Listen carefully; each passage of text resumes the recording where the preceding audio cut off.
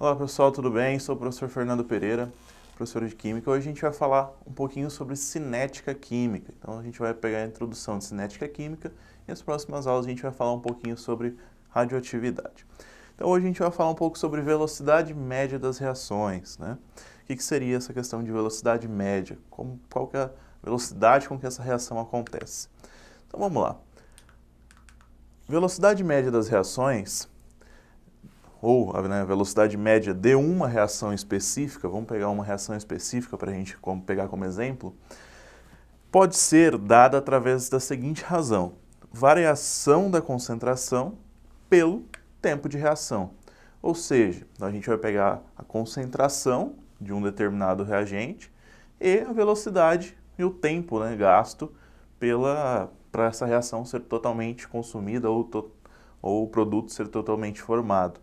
E a gente vai calcular então a velocidade que essa reação demorou ou obteve para se formar, né? Então a gente tem velocidade média, é o que? A variação da concentração, geralmente a gente vai utilizar mol, né? Concentração molar, pelo intervalo de tempo, ou seja, a gente vai dividir a concentração molar pelo intervalo de tempo. Então se gastou 1 minuto, 2 minutos, 3 minutos para aquela reação acontecer, essa relação que a gente vai fazer, certo? Geralmente quando aparece aí a questão do módulo, é porque a velocidade ela não pode ser negativa, né? Então a velocidade ela sempre vai ser positiva, certo? A gente pode trabalhar da seguinte forma também, pessoal. Velocidade final ou velocidade inicial. A gente pode calcular o intermédio dessa questão também. Um exemplo para a gente trabalhar aí, ó. Considere a reação genérica apresentada abaixo, ou seja, se é uma reação genérica, a gente não está tratando especificamente de alguns elementos. Então, uma suposição de elementos. Que dois reagentes diferentes, tá? Então, a gente tem dois reagentes diferentes, então aqui são representados por A mais B, se transformam em dois produtos totalmente diferentes. Então, a junção de A mais B vai formar um produto C e um produto D, então totalmente diferentes. Nesse caso, seriam 4 possibilidades para se determinar a questão da velocidade dessa reação. Por que 4 possibilidades? A gente não estabelece concentração e velocidade. Então a gente pode utilizar a concentração de A, concentração de B, concentração de C e concentração de D. Tá? Aí vai tudo depender do que a gente está buscando, certo? Então primeiro, em relação aos reagentes. Então quando a gente falar inicialmente, a gente trata dos reagentes. Em relação ao reagente A, especificamente, né? Então, como que a gente determina essa velocidade? Quantidade consumida de reagente A. Lembra que a gente já calculou a já chegou aos dados de como calcular quanto que se vai consumir de cada um, lembra? E o tempo gasto para o consumo desse reagente. Ah, professor, mas eu não lembro como que calcula, mas geralmente o exercício vai trazer ou chega dessa forma para vocês. Fiquem tranquilos, só aplicar a questão da fórmula mesmo. Se fosse para o reagente B, tratando do reagente B, a gente vai aplicar a fórmula da mesma maneira. Quantidade que foi consumida especificamente do reagente B, ou qualquer reagente que seja, e o tempo gasto, né, para o consumo desse reagente, certo? Em relação ao produto, mesma coisa. Em relação ao produto C, a gente tem o quê? A quantidade formada, aí muda um pouquinho, ó. Quantidade consumida, por quê? Reagente, ou seja, ele vai consumir para formar quem? Formar produto. Então, quantidade formada de C, ou seja, quantidade formada daquele produto e o tempo que gastou para formar aquele produto, certo? Para D, a mesma coisa. Quantidade formada de produto, certo? Pelo tempo gasto para esse específico produto, certo? Então, visto que a velocidade da reação pode variar em cada instante, certo? E de uma substância para outra também pode ter variação, ou seja, no instante de 5 minutos, por exemplo, de uma reação, consumiu-se 1 mol de A e 2 mols de B.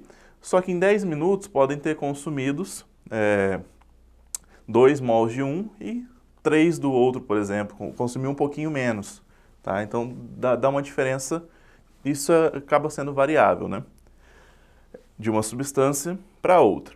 Normalmente se trabalha com a velocidade média, ou seja, calcula-se a velocidade média porque para a gente não ter essa questão de perca aí nessas variações da reação, que é dada pela seguinte relação entre a variação da concentração pelos intervalos de tempo, né? Então a gente tem o seguinte, ó, a variação da concentração, que é o objeto principal aqui que a gente deve chegar, né, na realidade, a gente vai calcular pelo intervalo de tempo, para ser um dado mais exato. Como assim? Então, final e inicial de concentração, então se iniciou, por exemplo, com 5 mols de reagente e terminou com 1 mol de reagente. E o tempo? Iniciou-se em 0 e terminou-se em 2 minutos, por exemplo. Então a gente vai calcular essa variação, ou seja, o tempo médio dessa reação, para chegar num valor comum na realidade, porque senão vai ficar vários valores alterados, porque a reação ela pode ter um pico num determinado momento, por questão de temperatura, entre outras coisas que a gente já vai tratar aqui, certo?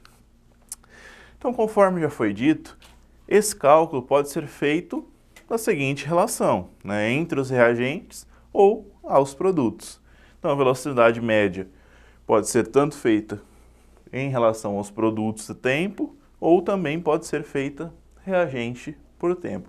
Aí tudo vai depender da prioridade que se dá na resolução do exercício ou no próprio cotidiano. Então, se tratar especificamente de reagente por tempo, só que aí é a quantidade consumida. Se for tratar de produto, a gente tem o quê? A quantidade formada de produto. Essas são as duas diferenças, certo?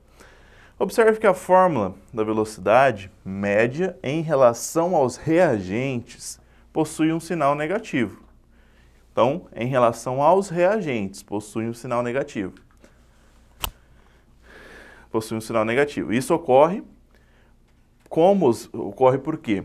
Como os reagentes são consumidos, ou seja, eles vão sendo consumidos ao decorrer da reação, a sua variação, então, ela daria negativa. Então, a gente vai utilizar aquele sinal negativo para transformar no final positivo. Então, por isso que a velocidade não pode ser negativa, certo? Assim, para acabar com esse problema, coloca-se o sinal negativo antes da fórmula e considera-se o valor da sua variação em módulo. Então, no final, no joguinho de sinal, menos e menos, a gente transforma isso para mais. Essa é a questão do menos na fórmula, certo? As unidades utilizadas dependem de como as quantidades dos reagentes ou produtos e o tempo estão sendo expressos. Então, tudo depende de como que eles estão sendo expressos, tá, pessoal? Por exemplo, se a concentração dos reagentes for dada em mol por litro, né, ou seja, concentração molar, e se o tempo estiver sendo contado em minutos, a velocidade vai ser dada de que forma? Mols por litro por minutos, tá? Então, a relação vai ser sempre expressa com o valor inicial. Se for mols por litro por hora, então, no lugar de minutos, você vai utilizar hora. Tudo vai ser expresso da forma que foi inicialmente dada no exercício, certo? Outra maneira de encontrar a velocidade média de uma reação é por meio dos coeficientes. Lembram dos coeficientes estequiométricos que a gente já tratou? Da relação de cada substância participante. Considere, por exemplo, a reação genérica dada abaixo, em que as letras minúsculas são representadas, ou são representando então os coeficientes, né, da reação, e as letras maiúsculas estão representando os reagentes e produtos. Então, na reação genérica, minúscula representa o coeficiente e a maiúscula representa um determinado elemento, certo? Então, o que a gente faz aí, ó? Velocidade média da reação. Velocidade, que é o que a gente quer encontrar, certo? A massa de um determinado elemento que a gente tem, tá? Então, no caso A, dividido aí pelo coeficiente, certo? e assim por diante. A gente vai calcular de acordo com cada um. Pessoal, então a gente tratou um pouquinho, bem resumidamente, do que seria a velocidade média da reação, ou seja, a velocidade que a gente vai expressar média por conta do quê? Cada momento da reação ela tem um pico diferente. Então, cada vez que a gente vai calcular, a gente chega num resultado diferente. Por isso denomina-se velocidade média da reação. Tempo inicial e tempo final. Tá? Então a gente calcula dessa forma para não causar aí, variação no resultado final. Pessoal, espero que vocês tenham gostado e até a próxima aula. Tchau, tchau!